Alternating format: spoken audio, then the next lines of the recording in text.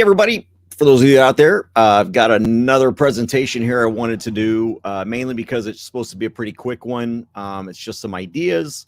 Wanted to bounce this off and find out kind of what you thought about this. But I'm thinking of a new way to be able to hold law enforcement accountable. And here's where I get this from.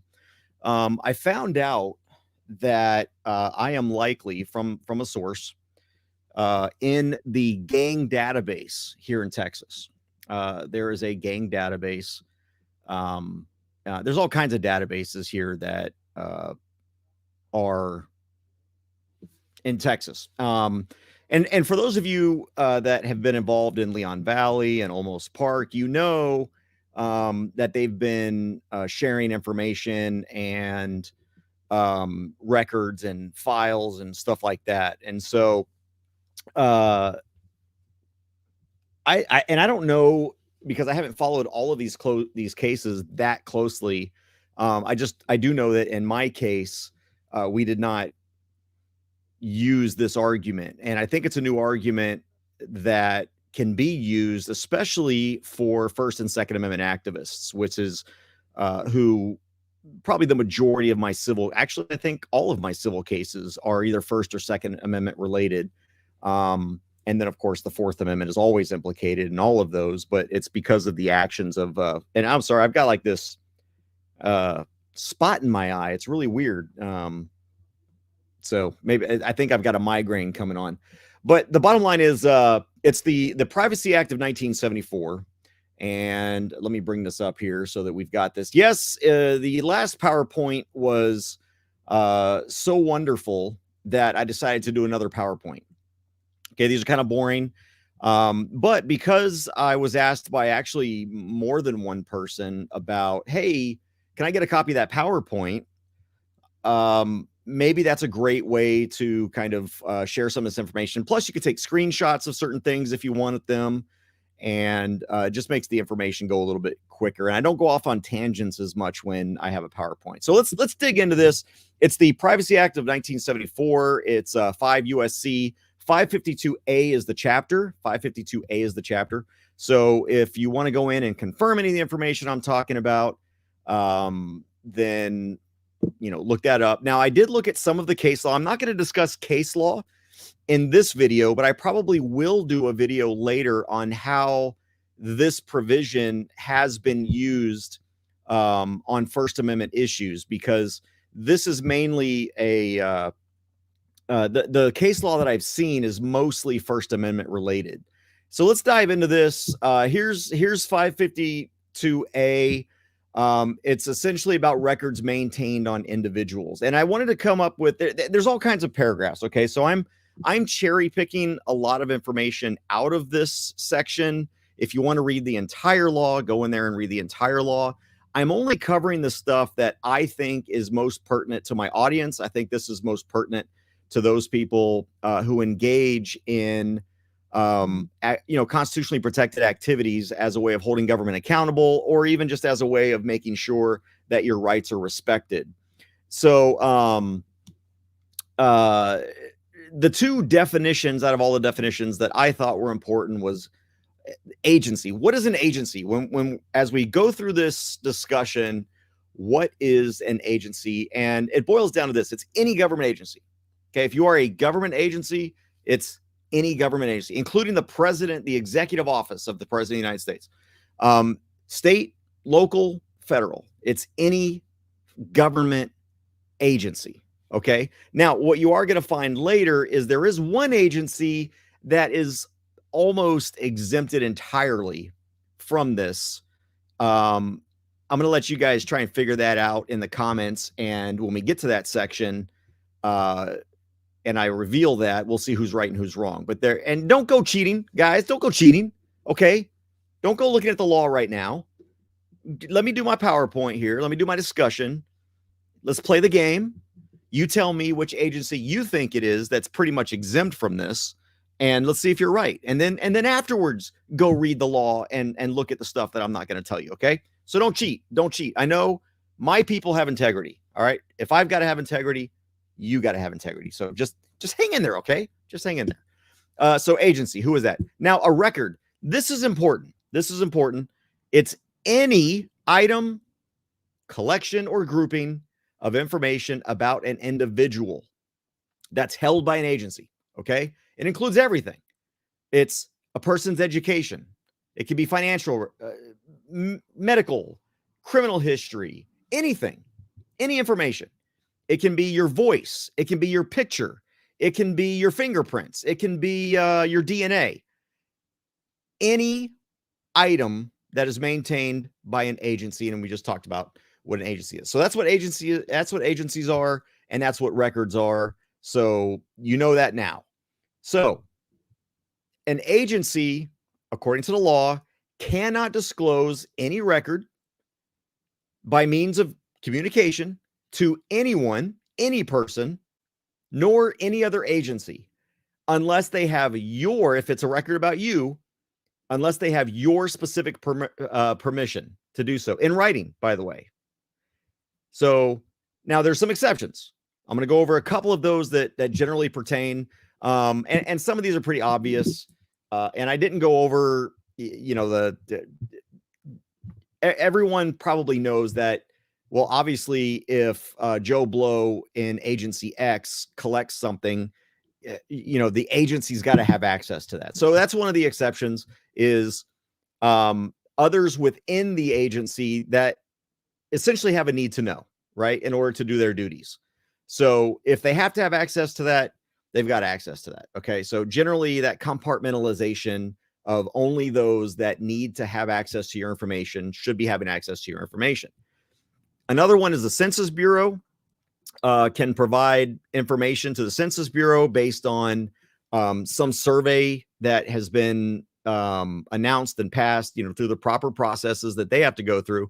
But that information can't be identifying information. So in other words, they can share information about your income, but they can't say, well, Joe Blow makes this much money, okay, or this person at this address. Now they can use a zip code, but they cannot identify the person when it comes to the Census Bureau. And there are several others, and I didn't include these in here. I didn't think it was necessary, but if someone is doing a study or research project and they need data that a certain agency has, the agency can provide that information, again, if it's not identifiable. Okay, if it doesn't identify the person. So it's general stuff like age, race, income, those kinds of things. Okay. But it can't say Joe Blow is this, that, and the other. It cannot identify you. And here's the one that's really important. I kind of highlighted it and I underlined some very special points here. They can disclose to another agency. All right. If it's instrumental in it's needed for law enforcement purposes or whatever. But all right, that agency. And I want, for those of you that are familiar with Leon Valley and Olmos Park, think about this, okay? They can release that to another law enforcement agency if the activity is, 1, authorized by law, 2, if the head of the agency has made a written request to the agency that has the record. So let's use the Leon Valley and Olmos Park example, right? It's common knowledge. It's been put out there all over the place that they were frequently sharing information on First Amendment auditors and Second Amendment auditors. And as a result, they were sharing information, records. Those are two agencies. Leon Valley is an agency. The Leon Valley Police Department is an agency, and the Olmos Park Police Department is an agency. But the question is, did they have either party have a written request to get that information on those First Amendment auditors? And this is going to be very important later. Okay. This is really any person. It doesn't matter whether you're an auditor or you're just a neighbor of an auditor. Okay. It's someone that you go to work 9 to 5, you come home to your 2.5 kids, you have dinner. If you're a cop, you beat your wife a little bit. And then you go to bed and you start the day all over again. Okay. So it doesn't matter who you are. This applies to everyone. But again, I'm trying to help the First and Second Amendment communities.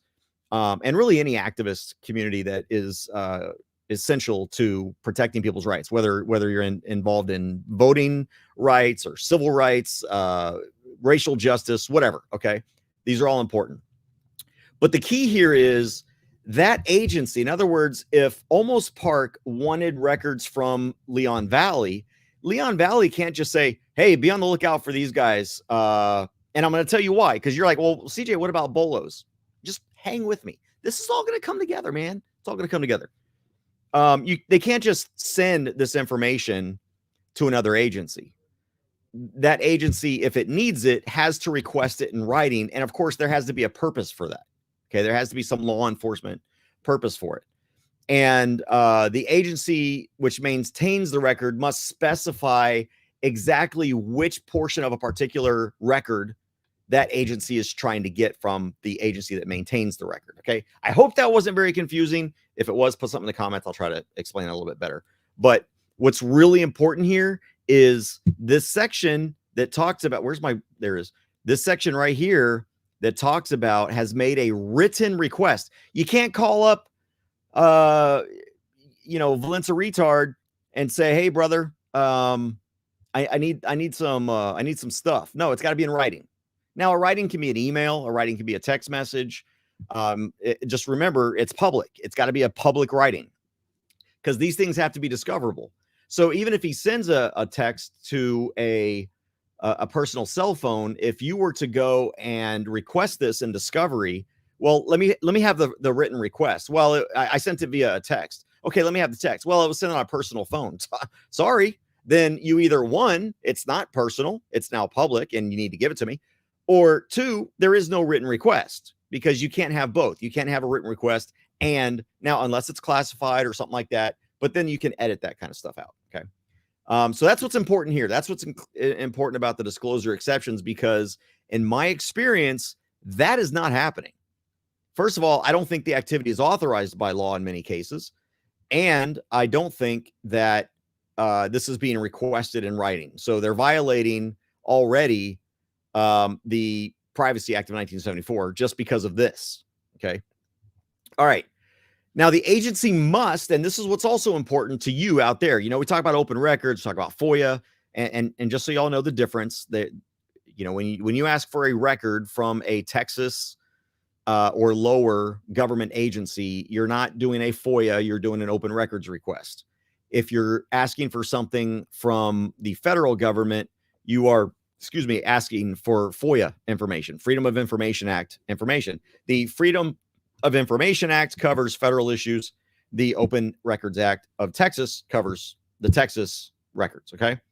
So an agency must, upon request by an individual to gain access to his record, my record, or to any information pertaining to him. I have a right, with some exceptions, and they're in there. And essentially, it's law enforcement investigations. Okay. If law enforcement is investigating me actively for a crime, or they're investigating someone else and my record is a part of their investigation, they obviously don't have to give me access necessarily to that, but there has to be an active purpose for it. If there was an active purpose for it, and that purpose is over because they realized, oh, no crime was committed, or that you were convicted or you were acquitted in court, right? You went through the judicial process. Now, I see where there are going to be some conflicts between the Privacy Act, using this argument, and the way the Privacy Act is set up and the way that the Open Records Act in Texas is set up, because, they've got all these exceptions to what you can and can't have. But I would say if you're authorized the information under the Texas Act and under, the laws of what can and can't be protected in the Privacy Act and stuff. And again, and keep in mind too, there may be other laws, both federal and state, that prevent the release of certain information. That's going to be discussed in other types of laws, but generally it's only that stuff that is, classified information. In other words, it would do harm to national security, or it's investigative in nature, and they're doing investigations, or it's something like HIPAA. Like, obviously, if there's a state hospital, HIPAA laws apply. You can't just go in there and, of course, we're only talking about your information anyway, so HIPAA doesn't apply. If I go in to a doctor and I want my records, they have to give me my records. That's not a violation of HIPAA. But that's kind of what I'm talking about as it relates to other laws that may impact the Privacy Act of 1974. So just kind of keep those things in mind. But generally, it's not really going to be that big of a problem, unless these are the two big exceptions. There is an investigative purpose behind it, or it's specifically exempted for some legal reason. Okay. So you are going to come up against those types of issues. You got to recognize it. But if you end up having to sue under the Open Records Act, or under that, you can also sue under the Privacy Act of 1974. So you have two things. All right. And here's what they have to do. If you go in there and you request information, they have to let you review the record and provide a copy of either all of it or a portion, because again, some of it might be accepted, some of it might not. All right. They have to permit you, when you look at that record, and this is where I kind of have a personal stake in this, because I'm going to be doing this. I'm going to kind of test this out a little bit, because I've been told that I've been added to the gang database. And here's why I've been added to the gang database. I represent people who the government argues is in a gang. And that includes bikers, and mostly bikers. I'll just put it that way. I do a lot of bikers' rights stuff. And I'm sorry, but you have a right in this country under the Constitution. It is protected to associate. You have the freedom of association. Okay. Even if, the Temple Motorcycle Hellions, whoever they are, I just made that up. But even if the Temple Hellions or Temple Motorcycle Hellions, whatever, Motorcycle Hellions of Temple, were a gang enterprise, were considered a gang, called themselves a gang, I, CJ Grisham, if I wanted to, could join this gang. I have a right to join this gang. Now, I don't have a right to engage in the criminal activities of the gang. I don't have a right to help with the criminal activities of the gang. I don't have a right in any way to enable criminal activities. Okay. So that's the difference. And this is why I've been helping bikers, because all too often in Texas, especially, if you're wearing a cut, if you're wearing your vest with your patches and all that kind of stuff on it, generally law enforcement will find a reason to pull you over, some stupid reason, like, oh, you didn't use your blinker within 100 feet, or I can't see your license plate, or you were doing 1.5 miles over the speed limit. They'll find something. Okay. They can find any reason to pull you over. All right. And they'll pull you over. And then what's happening is they see that this person's got a gun and he's wearing a cut, because this guy is a member of the Motorcycle Hellions of Temple. And Temple PD decides that the Motorcycle Hellions of Temple are a gang. And are you in the Motorcycle Hellions of Temple? Yes, I am. Oh, you're in a gang. Oh, I see you've got a gun there. And as you know, there's an unconstitutional law in Texas that if you're a member of a gang, you're not allowed to have a firearm. That's an easy fight, by the way. If you've got one of those charges, look me up. I can help you with that. That's an easy way to fight. Unless you're engaged in criminal activity, that's different. I can't help you, and I won't help you.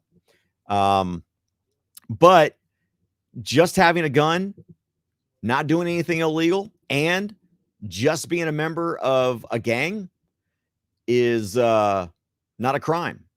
If you are armed and a member of a gang and engaged in criminal activity, that is a crime. And so because I represent these people, I have been informed by reliable sources, and I do have a lot of reliable sources in law enforcement and in government, that my name has been added to a list as an attorney who represents gang members. Now, why does that matter?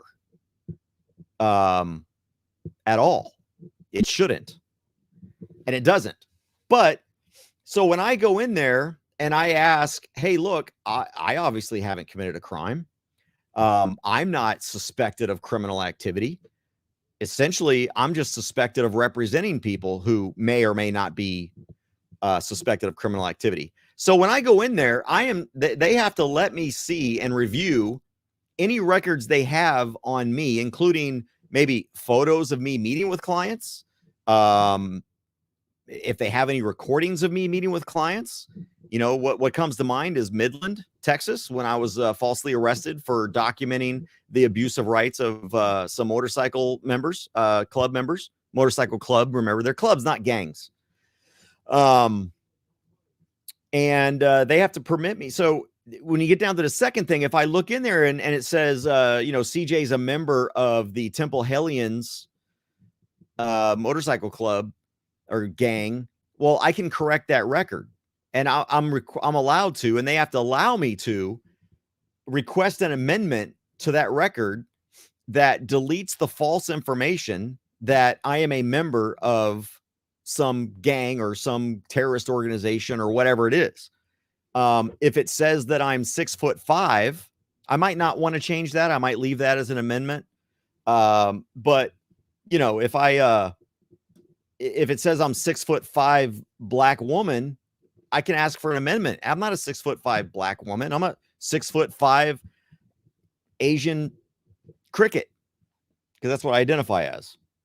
Chirp, chirp, motherfucker.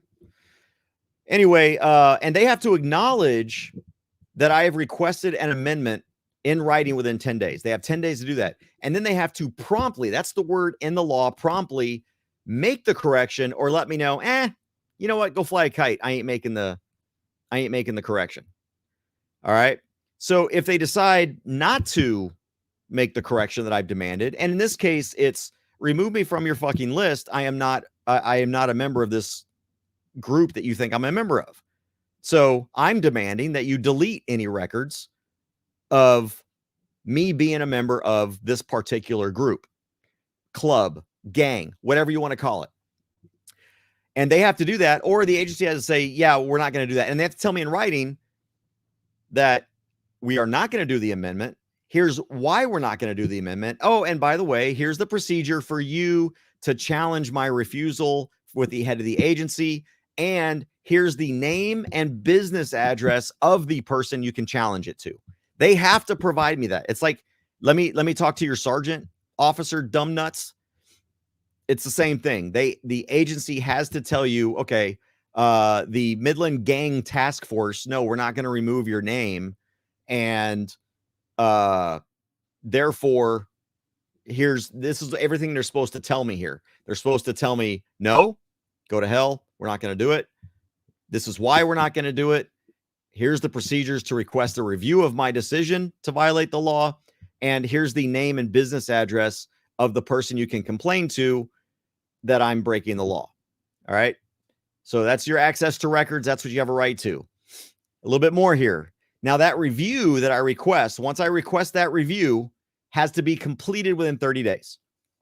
Once I make that request for the review to the agency head person, whoever that is, they have 30 days to do that. Now, if that person still says, hey, CJ, go fly a kite, we're not removing your name, we're not going to amend the record, you're still going to be a 6'5" black woman. We are not going to make you a 5'5" Asian cricket. It's just not happening. And so in that case, they have to provide you, they have to allow you. Okay. So once that head agency says, go fly a kite, they have to allow me. And this is where the burden is back on you as the person. Hey, good to see you too, Mr. Diff. You have to present a concise, and they have to allow you to file. File means maintain. It's a record. You're creating another record for the agency, and they have to maintain this. But they have to permit you to file a concise statement about why you disagree with their refusal to take you off this gang database. And then they have to notify you of the provisions for judicial review. Now, I'm going to notify you of the provisions for judicial review myself. That's why I said more on this later. But what is judicial review? It means file a lawsuit, sue them. Okay. Now, here's the good part. This is the part that, I've gone through the boring things. This is where it gets a little sexy. Not as sexy as an Asian cricket, but it's a little bit sexy. Under 552A Echo 7. Again, and I'm missing, obviously, we're all the way down to subchapter E, and then under subchapter E, we're down to subchapter 7. So obviously there's an A through D, and there's a 1 through 6, at least in this subchapter. But this is what's important. Each agency that maintains a system of records shall exercise... that maintains a record shall not maintain, the law says maintain no record, but shall not maintain a record describing how any individual exercises rights guaranteed under the First Amendment unless expressly authorized by statute or by you, about whom the record is maintained. That's you, blah, blah, blah, blah, blah. And unless it's within some sort of scope of law enforcement activity. Now, Ron, I'm going to tell you something. If good cops don't beat their wives, then obviously I'm not talking about good cops. Okay. This is probably not the best place to come and apologize for good cops. I know they're out there. Like I said, I just mentioned earlier that, that I have a lot of friends who are in law enforcement. Whenever I'm making these criticisms, I am criticizing bad cops. Okay. We have a bad system. I don't care how many good cops are out there, whether it's just a few or there's a lot. I don't care how many good cops are out there. There are too many bad cops. Okay. And the good cops, especially the ones that I know that when I'm critical of law enforcement, I'm only critical of bad cops. Okay. Now I don't trust law enforcement, anybody, unless I know them. And I have reason to believe they're not one of those people. But I've just had too many experiences. I know I make people cringe sometimes. I make my law enforcement friends cringe. Heck, I think there might even be the sheriff here now. I don't know. He comes here quite often. And he knows what I mean when I make these criticisms about law enforcement. And I do that because, one, I don't have the time to sit and apologize for the good cops all the time. Okay. The good cops need to get out there and do their own apologizing. The good cops need to stand up to the bad cops. And then we wouldn't have to do all this. And then we get rid of all the bad cops. And then I don't have to talk about anybody because they're all good cops. Until we get to that point, everyone's just going to have to know. And the good cops just have to suck up the fact that the bad cops are making them look bad. Okay. That's not my problem. That's their problem. That's a profession problem. So going back to Leon Valley and going back to, and that's not a dig on you. I'm just letting you know where I stand. Okay. I know I make people cringe. I make my own wife cringe. I make myself cringe sometimes. I mean, go look at my Twitter feed. But going back to Leon Valley and the Almost Park, the fact that they are sharing records about First Amendment activists, the law is very specific. And that's why I put the number. I didn't put the number on all the slides to all the different information, except for this one slide. And the reason I did that was because the law is very specific. No government agency can maintain a record that describes how people exercise their First Amendment protected activities, unless there's a specific law that says they can, or it's within the scope of a, and here's the other thing. And people are like, oh, well, there's the catch-all. No, it's not a catch-all. Okay. They're unless they're investigating a criminal act, there is no reason to maintain which First Amendment activist is associated with which First Amendment activist. And oh, by the way, here's how they go about doing their thing. And hey, you should know if this guy shows up at your police department, this is what he's going to do. There's no reason to know that unless that person is actively engaged in a crime. So for example, Leon Valley, the guys are filming in Leon Valley. They're accusing them of breaking some law, whether it's trespassing or interference, whatever they want to make up, right? Whatever stupid challenge they want to make up. Well, I'm sorry, but how they act in Leon Valley is none of Almost Park's concern. It's none of Dallas's concern. It's none of anyone's concern. They can't share those records. But what's happening is, and this is where I think the Fusion cell is probably the biggest offender of 552AE7, because they're just feeding this information. Agencies are taking information about activists, specifically First Amendment activists. And by the way, you notice it doesn't say anything in there about Second Amendment activists. There's no specific protection of Second Amendment activists. Only people who are engaged in speech, First Amendment or press. And it doesn't even say free speech. It says First Amendment. Now, most of the case law that I read through already, and again, I'm going to go through this later. I'll probably, have the case law to talk about some of these cases in a different video, but almost all of the case law has to do with speech, not press. And it has to do with, of course, rabble rousers that get out there and they organize these marches and they get on their bullhorns and they're shouting stuff. And the agencies are dutifully typing notes about everything that this person is saying. But if they're not breaking the law, they are specifically not allowed to maintain records.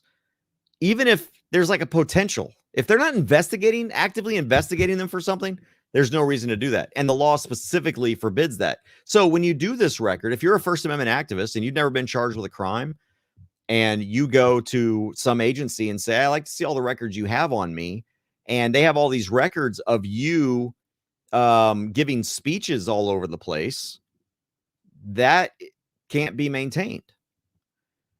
Now, the other good part. So what if they do, CJ? Guess what? You can sue. Yes, you can sue.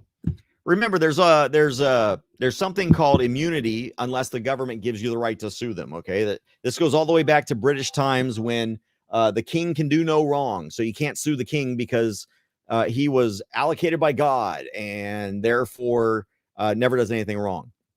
So, hang on, I'm gonna see if I'm gonna take my thing off here. Well, it just says determined. That's the only thing that my picture is blocking here. So, you can sue under E7, okay? And when I say an E7 case, remember what E7 is. It's because you're a First Amendment activist or you're engaged in activities that are protected under the First Amendment, whether that is speech or freedom of the press or freedom of association or freedom of religion. I mean, anything that's under that. Now, I want to remind some people, because some of you might have left, some of you might have come earlier. When I first started this, I said that there's one exception. There's one agency specifically that is accepted from everything I've been telling you. And hopefully no one's cheated yet. I saw a couple of suggestions in the comments, but I want you to, who do you think is exempted from this video and what I'm telling you and keeping this kind of information? So put that in the comments or just put it in your head. Think about it. It's gonna be kind of interesting. Don't go cheat. It's coming up. We're almost there. But so you can bring an action, and here's what you can sue for. You can sue for actual damages. If there are actual damages, those can be sued for. But if it's an E7 case, the least you're going to get is $1,000. And you're going to get the costs of the suit and reasonable attorney's fees as determined by the court. And that's generally about $350 an hour for your average attorney. Okay. So no less than $1,000, and all your legal fees are going to be paid for. If you paid a retainer, that money is going to be given back to you. If you didn't pay a retainer, you'll get paid that information to pay your attorney based on your contract, right? So that's how you can sue under the Privacy Act of 1974 as a First Amendment activist. It's an E7. It's actually it's not an E7 case. It's actually a G1D case. So G1D is where it says you can sue, but D is the section that includes section E7 that's further up. I know that's all complaining, so I'm just making it easy for you. It's an E7 case, all right? An E7 case is a First Amendment case. Just keep that in your head, all right? So I've seen the CIA, I've seen the Defense Department, and I think someone else said the CIA. I didn't see any others. Let me see if there were any other guesses, because we're almost there. DOD.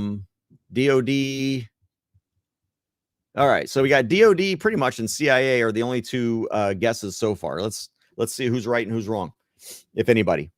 All right. So that's your civil recourse. It's not bad. I mean, you sue. If you have to hire an attorney, you get all that money back. And at the very least, when you win, you're going to get $1,000 back out of it. Now, of course, you've got to worry about the exceptions. Okay. There's always an out.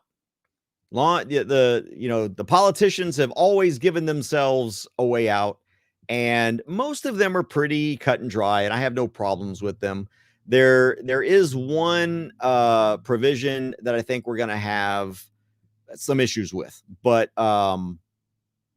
there's always an out. All right. If you said CIA, you win. CIA, that is the only agency that essentially is given a general exception. There are also some very specific exceptions, but looking through the law, I didn't think any of those would generally apply to First Amendment activists or Second Amendment activists or people that would do I'll just say it this way, a G1D case. But if you're a First Amendment activist, it's E7. The CIA is pretty much given carte blanche. Now, here's what I can tell you based on my personal experience as a former special agent, a federal special agent. I've worked with just about every alphabet agency out there. I think except maybe the Department of Education. But I mean, I've worked with the Postal Service. I've worked with DEA, FBI, CIA, ATF, the Border Patrol. I mean, you name it. IRS. I've worked with all of them. And I've always hated the CIA. I think the CIA is just one of the most corrupt organizations. And I think the reason it's so corrupt, other than getting my sources killed in Iraq, is that there is so much protection of them. And they know that they're virtually untouchable. And I think that's why they're such a crappy agency. But here's the good news, at least legally. The good news, at least legally, is that the CIA is not allowed generally to collect on American citizens. Their focus is supposed to be on foreigners and foreign threats. Now, those foreign threats sometimes are in the United States, and sometimes those foreign threats are coordinating with Americans, and so they have to do collections on Americans through that foreign threat. But it's very important that you understand that one of the reasons the CIA is generally exempted, at least from this statute, is probably because they're not even supposed to be looking at Americans anyway. They're not supposed to be. Okay. Legally, they're not supposed to be. The problem is they're so protected by just about every law, whether it's FOIA or the Privacy Act of 1974, just about anything. They're so protected. No one really knows, unless you're in the inside, what the CIA is doing, which laws they're violating, because it is such a black type thing that's just protected left, right, and sideways.